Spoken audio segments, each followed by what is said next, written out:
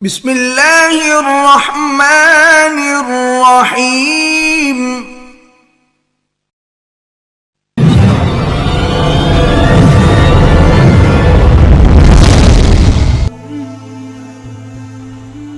اب ہم حضور صلی اللہ علیہ وسلم کی رحمت و شفقت کے چند پہلوؤں کا ذکر کرتے ہیں۔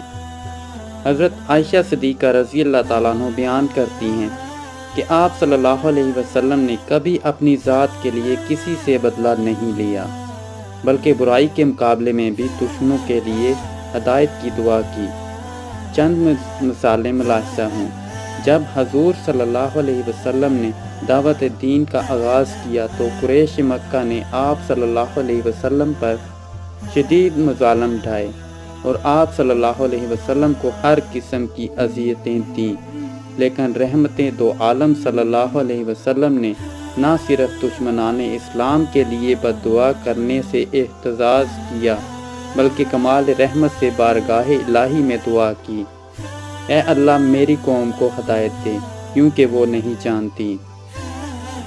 اسی طرح حضور صلی اللہ علیہ وسلم نے فریضہ تبلیغ و ہدایت کے لیے طائف کا سفر کیا۔ اس میں انہی لوگوں کی بھلائی اور بہتری مقصود تھی، لیکن طائف کے گمراہ اور اوباش رئیسوں نے ہر ظلم روا رکھا۔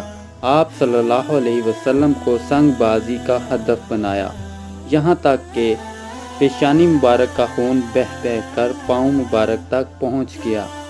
جبریل حاضر خدمت ہوئے اور عرض کی کہ اگر آپ حکم دیں تو طائف کی بستی کو تحت و بالا کر دوں، لیکن رسول اللہ صلی اللہ علیہ وسلم نے فقط یہ فرمایا، نہیں، اگر یہ ایمان نہیں لاتے تو کیا ہوا، ان کی آئندہ نسلیں ضرور ایمان لائیں گی۔ اسی طرح ایک موقع پر آپ صلی اللہ علیہ وسلم سے کسی کو بد دعا دینے کو کہا گیا تو آپ نے غضبناک ہو کر فرمایا، میں دنیا میں لعنت کرنے والا نہیں بلکہ رحمت بنا کر بھیجا گیا ہوں۔ پھر اللہ تعالیٰ نے آپ کے وجود کو سراپا رحمت قرار دیا، اور نہیں ہے کہ اللہ ان کافروں اور مشرکوں کو عذاب دے، دران حالانکہ آپ ان میں موجود ہیں۔ دوستو، یہ ویڈیو اگر آپ کو پسند آئی ہے تو لائک کریں، شیئر کریں۔ شکریہ۔